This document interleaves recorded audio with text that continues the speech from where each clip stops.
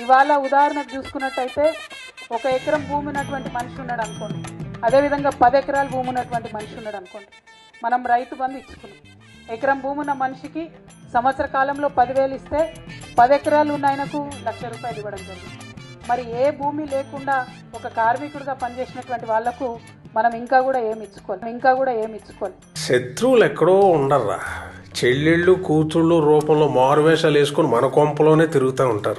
నా స్వప్నం, నా కళ ఏంటంటే రేపటి తెలంగాణలో నీకు భూమి ఉన్నా లేకున్నా, నువ్వు కార్మికుడివైనా చిరు ఉద్యోగివైనా నిన్ను ప్రభుత్వం అట్లా ఆదుకోవాలి. వెనకటి కోడు తుపాకి లేకపోయినా లపాకి కావాలన్నా అంట. ఆ దిశగా మన ప్రయాణం జరగాలి. అంటే భౌగోళిక తెలంగాణ మనం తెచ్చుకున్నాం, ఇంకా కూడా సకల జనులకు సబ్బండ వర్గాలకు న్యాయం జరిగేటటువంటి